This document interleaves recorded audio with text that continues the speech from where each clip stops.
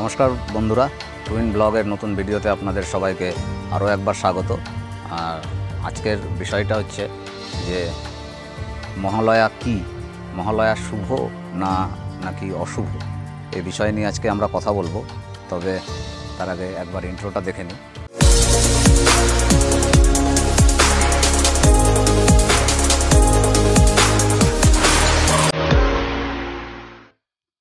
তো বন্ধুরা, মহালয়া শুভ না অশুভ এই নিয়ে নানা জনের নানা রকম মত আছে।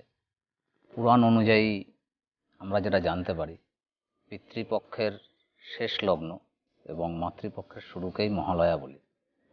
আশ্বিনের শারদপ্রাতে আলোকবেণু বাজিতে আর মাত্র কয়েক দিনের অপেক্ষা। মহালয়ার দিন পিতৃপক্ষের অবসান হয়ে মাতৃপক্ষের সূচনা হয়। সেই দিনই আক্ষরিক অর্থে দুর্গাপূজার সূচনা হয়। তবে আমরা সবাই নিশ্চিত যে মহালয়ার দিন মানেই দুর্গাপূজার দিন গোনা শুরু। তাই দেবীকে আমন্ত্রণ। মহালয়ার তার চেয়ে বড় গুরুত্ব আছে। ত্রেতা যুগে ভগবান শ্রীরামচন্দ্র অকালে দেবীকে আরাধনা করেছিলেন লঙ্কা জয় করে সীতাকে উদ্ধারের জন্য। আসল দুর্গাপূজা হল বসন্তে, সেটাকে বসন্তী পূজা বলা হয়। শ্রীরামচন্দ্র অকালে অসময়ে পূজা করেছিলেন বলে এই শরতের পূজাকে দেবীর অকাল বোধনও বলা হয়।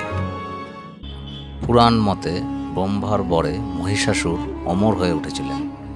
শুধুমাত্র কোনো নারী শক্তির কাছে তার পরাজয় নিশ্চিত। অসুরদের অত্যাচারে যখন দেবতারা অতিষ্ঠ, তখন ত্রিশক্তি ব্রহ্মা, বিষ্ণু ও মহেশ্বর নারী শক্তির সৃষ্টি করেন। তিনিই মহামায়ারূপী দেবী দুর্গা। দেবতাদের দেওয়া অস্ত্র দিয়ে মহিষাসুরকে বধ করেন দুর্গা। এই জন্যই বিশ্বাস করা হয় যে এই উৎসব খারাপ শক্তির বিনাশ করে এবং শুভ শক্তির বিজয়ী। এইবারে আসি, তর্পণ কি। সনাতন ধর্ম অনুসারে বছরে একবার পিতামাতার উদ্দেশ্যে পিণ্ড দান করতে হয়।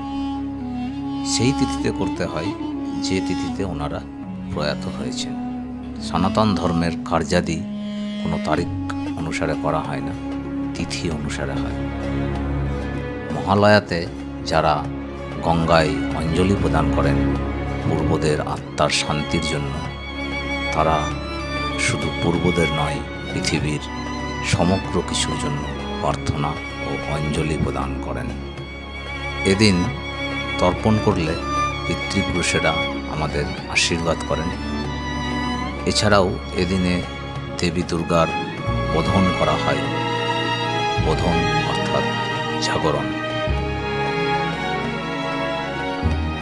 তাই মহালয়ার পর দেবী পক্ষের প্রতিপদে ঘট বসিয়ে শারদীয়া দুর্গাপূজার সূচনা হয়। এবারে আসা যাক, মহালয়া বা মহালয় অশুভ কেন। মহালয়ার দিন পিতৃপুরুষদের উদ্দেশ্যে তর্পণ করার অর্থাৎ জলদান করার রীতি রয়েছে।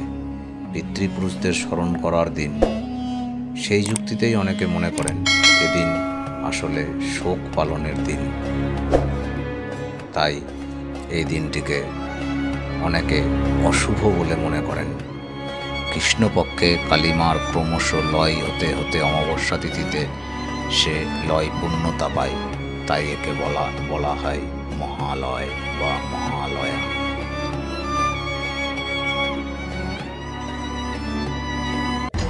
এবারে বলি, মহালয় বা মহালয়া শুভ কেন।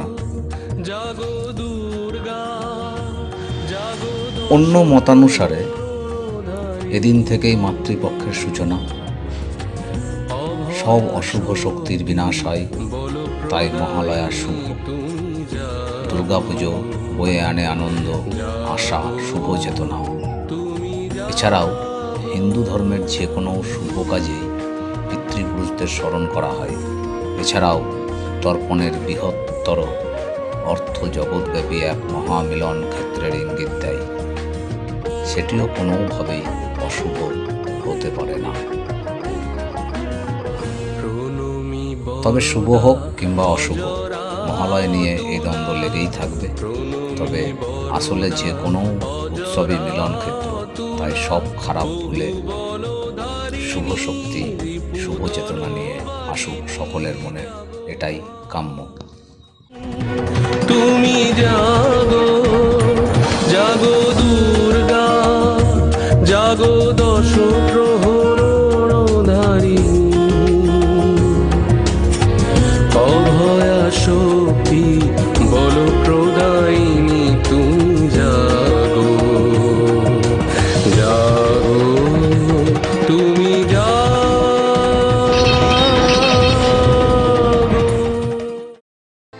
তাহলে সবশেষে এটাই বলা যায় যে আনন্দ উৎসবে মহালয়কে শুভ বলেই আমরা ধরি।